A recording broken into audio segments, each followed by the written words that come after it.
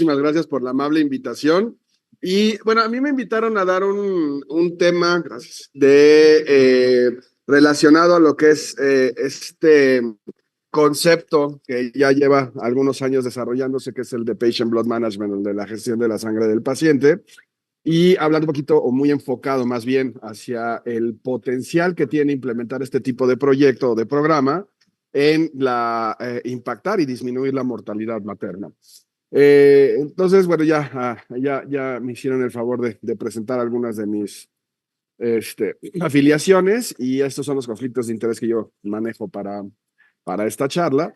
Y iniciamos hablando de esta portada de la revista Nature, en donde ya se hablaba de estos programas de ahorro de sangre y del el uso óptimo de la sangre, buscando cambiar una portada previa que decía dona sangre, salva vidas. Y esto es porque desafortunadamente nos estamos enfrentando a una época en donde se considera que hasta el 92% de las transfusiones pueden ser parcial o completamente innecesarias. Esto obviamente depende del enfoque, si el enfoque es hacia lo que es un programa de gestión de la sangre del paciente o si el enfoque es dirigido a un enfoque de uso óptimo de la sangre, que son términos similares pero no iguales. Entonces, como sabemos, la mortalidad materna, el 50%, cuando hablamos de hemorragia obstétrica, las pacientes que llegan a fallecer o a perecer, lo hacen en las primeras 24 horas. Pero ¿qué pasa con las pacientes que perdemos después de estas 24, 48 horas?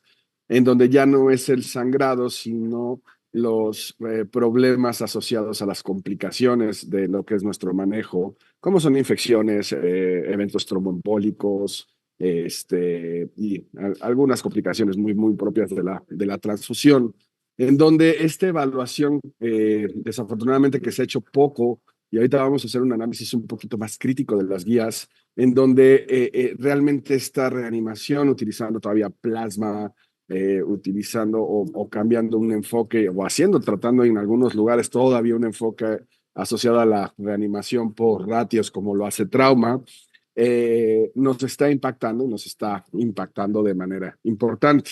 Y lo peor aún, que seguimos haciendo transfusiones preventivas, ¿no? Entonces, desafortunadamente ya cuando estamos en el estado de la pérdida de sangre en agudo,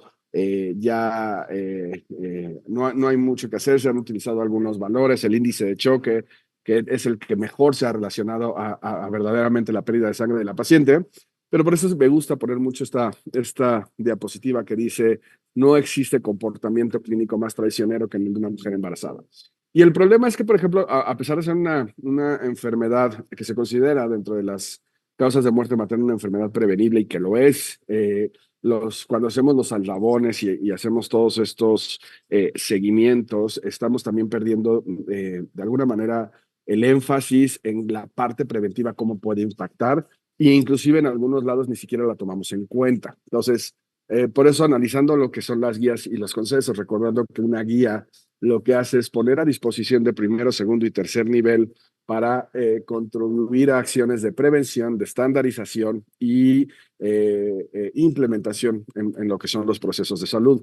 Y tomando en cuenta esto, como vamos a ver a lo largo de la charla, Patient Blood Management entra dentro de este paquete de un proceso que amerita una implementación que estandariza tanto procesos como diagnósticos y que además nos va a ayudar a dar este entorno, este manejo de garantizando la calidad de la atención y obviamente la seguridad de nuestro paciente. Entonces, cuando nosotros analizamos las guías que tenemos actualmente, vemos como en la mayoría se habla del uso de uterotónicos, variaciones son mínimas, el manejo quirúrgico está presente, hay recomendaciones, no está estandarizado, pero una de las cosas que sí sabemos es que sí nos dice, a ver, sí tenemos que estandarizar por lo menos la decisión de escalar el tipo de intervenciones. El uso de tranexámico, la embolización, que sabemos que no la tenemos en todos lados, pero bueno, en donde se tiene la opción de poder embolizar, se maneja. El uso de pruebas viscoelásticas para guiar, la mayoría las recomiendan con o mayor medida y con o mayor grado de evidencia y de recomendación, pero en general, a excepción de la OMS, la mayoría las recomienda. El uso de concentrado de factores también ya está recomendado en la mayoría, y la transfusión masiva, ahí es donde entramos en mucha controversia, como pueden ver. No se recomienda o no aplica, no la menciona.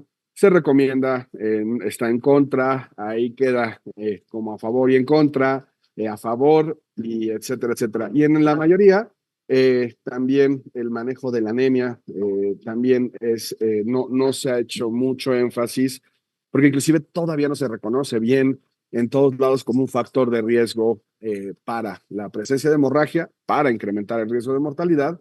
Y entonces es donde vemos estos análisis, por ejemplo, en las mismas guías, cuando hablamos ya de la reanimación de ratios, si nosotros vemos la evidencia, pues la evidencia está completamente basada en la reanimación por trauma, por lo cual en algunas vías se obvia o están en contra, porque cuando queremos hacer el análisis en la paciente obstétrica, pues no existe, ¿no?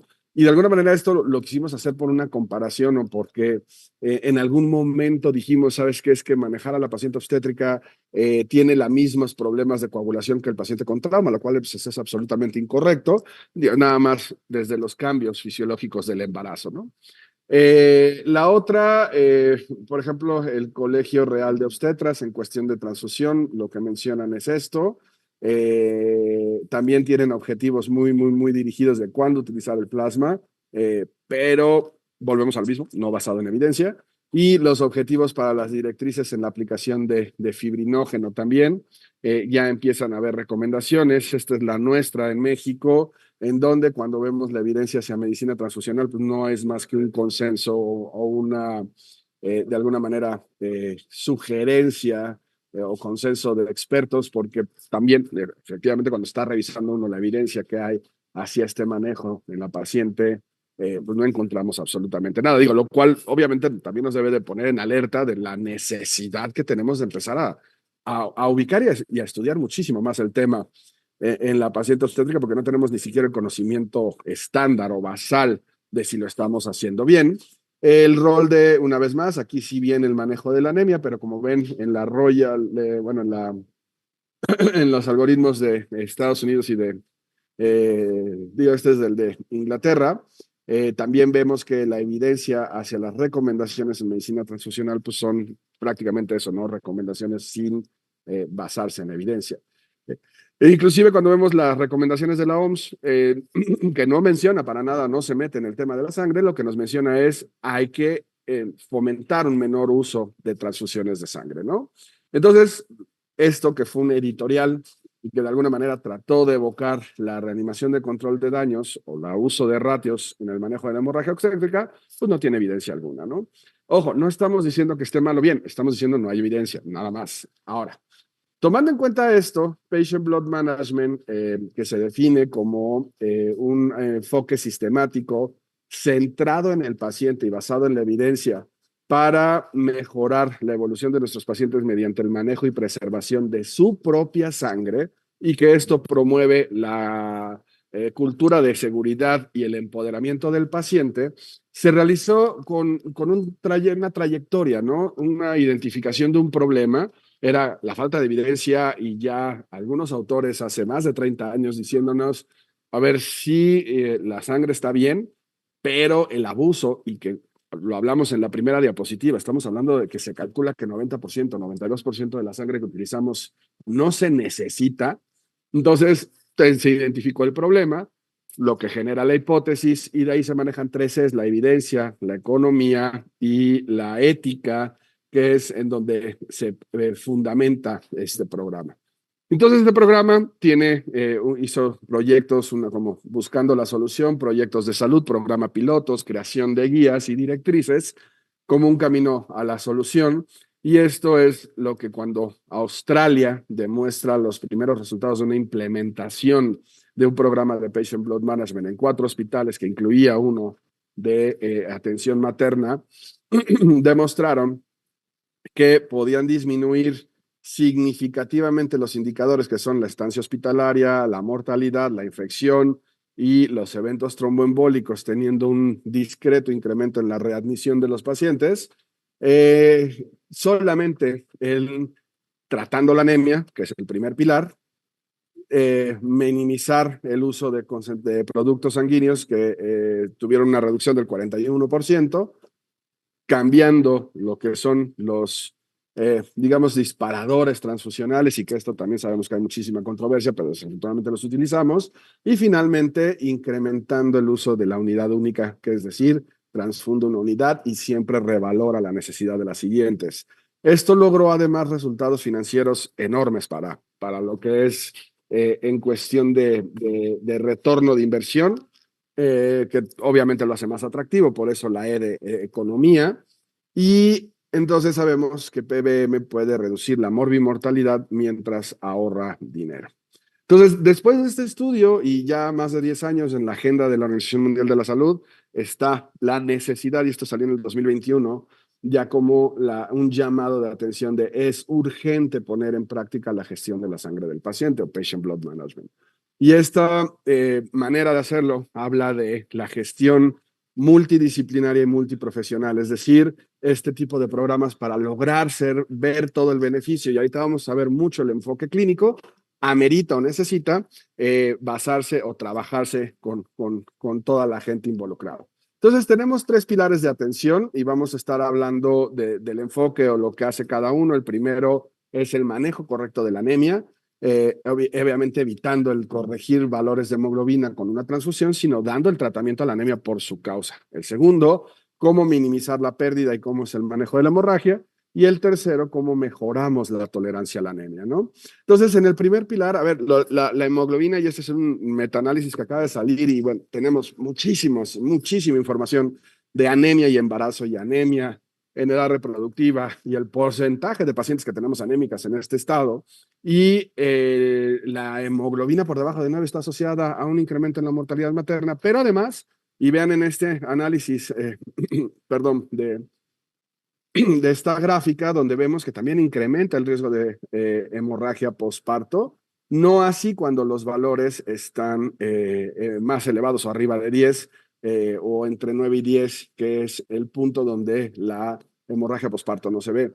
Entonces debemos identificar que la anemia en el segundo trimestre, que esta es una de las propuestas que la sociedad está manejando probablemente para el siguiente año para investigar, es si nosotros hacemos un acercamiento en el segundo trimestre en las pacientes que no se le hayan logrado controlar los niveles de hemoglobina, a dar un tratamiento más dirigido y más agresivo de la anemia y obviamente las deficiencias nutricionales, podemos disminuir inclusive la prevalencia o el efecto de que te padezcan hemorragia obstétrica, ¿no? Es obviamente, por atonías o por otros casos.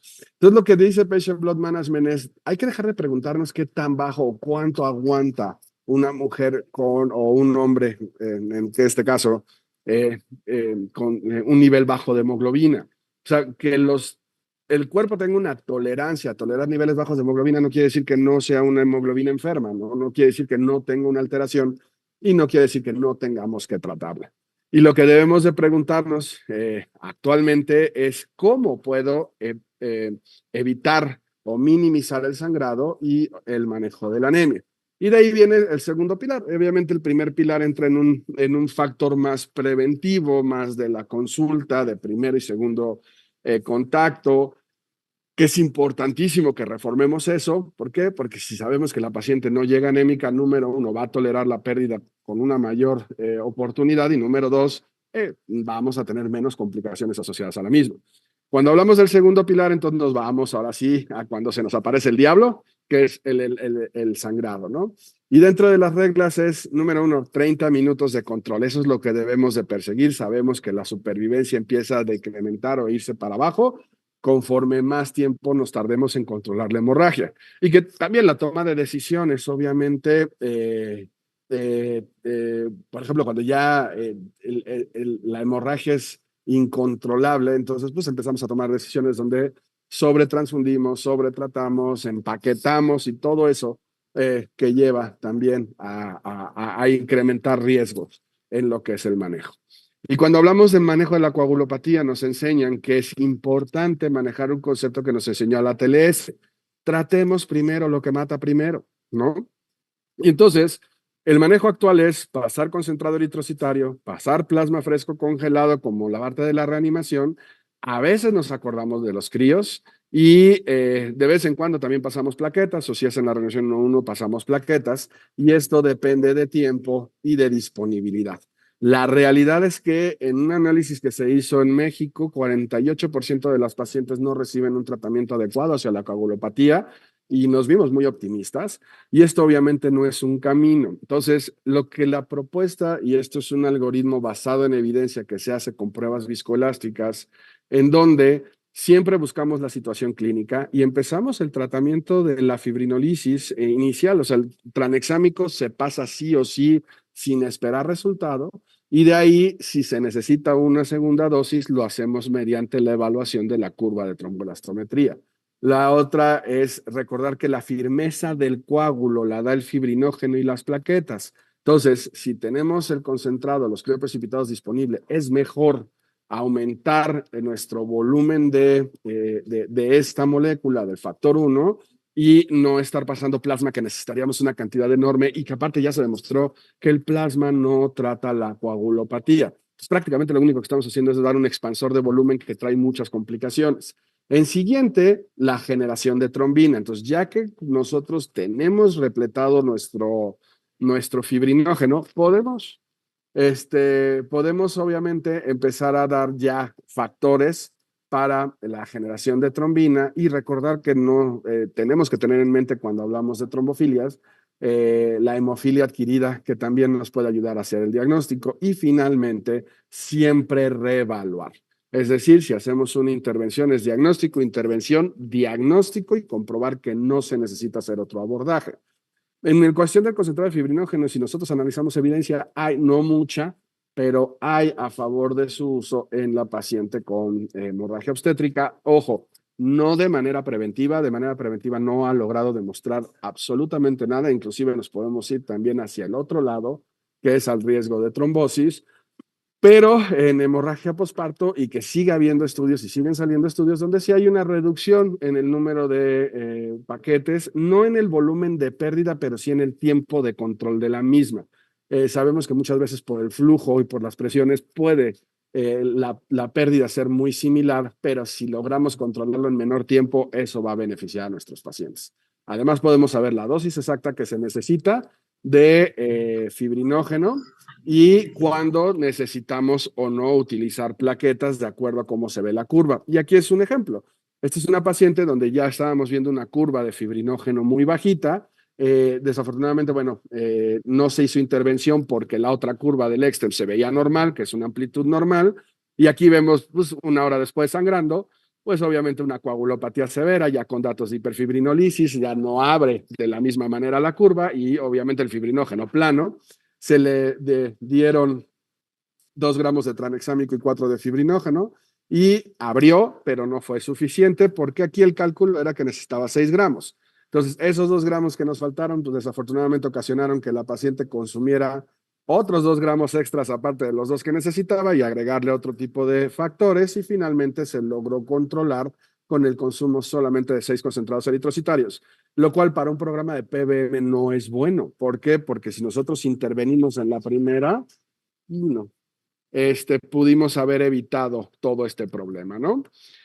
Finalmente, lo que ahorita se propone es que nosotros tratemos la coagulopatía. Tenemos un arsenal enorme de medicamentos para su uso, y de alguna manera el que los tengamos a la mano y que también nos va a ayudar a hacer intervenciones más rápidas y más dirigidas, y que esto haga un mejor control del sangrado que ayude al cirujano y al obstetra a tomar mejores decisiones, ¿no?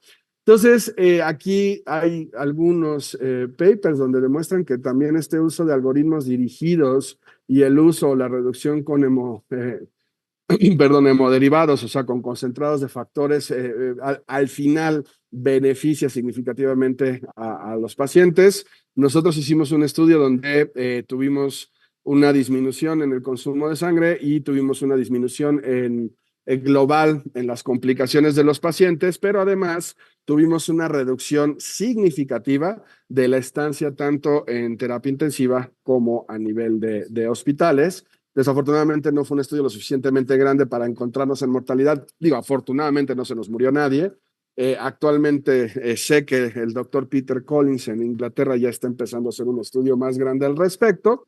Y finalmente, nunca olvidar el manejo de la pentada, que ahora le llaman la pentada mortal, que es siempre tratar la coagulopatía, controlar la hipotermia, la acidosis, la hipocalcemia, la hiperglucemia y la hipoxia isquémica.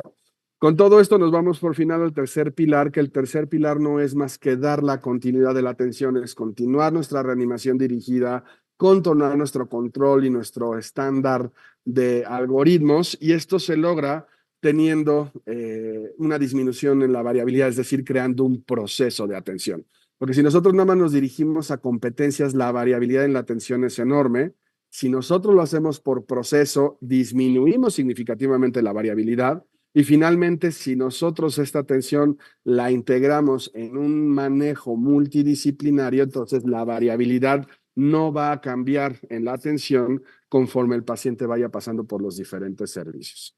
Recuerden que la cantidad de sangre administrada es inversamente proporcional al conocimiento que se tiene en medicina transfusional. Y esto no es una crítica que no sepamos de medicina transfusional, sino que en nuestro desarrollo personal la realidad es que no tenemos un curso de medicina transfusional como tal. Y entonces el hacer este tipo de acercamientos puede tener un impacto de verdad significativo, tanto en la prevención de enfermedades asociadas al embarazo por el manejo de la anemia, como en realmente controlar el foco hemorrágico, que es el segundo pilar, y la continuidad de la atención. Y finalmente, que la administración, debido a esto de hemocomponentes, está rodeada de emociones, de mitos, de conceptos erróneos y se prescribe por hábito. Y yo con esto termino mi charla. Muchísimas gracias.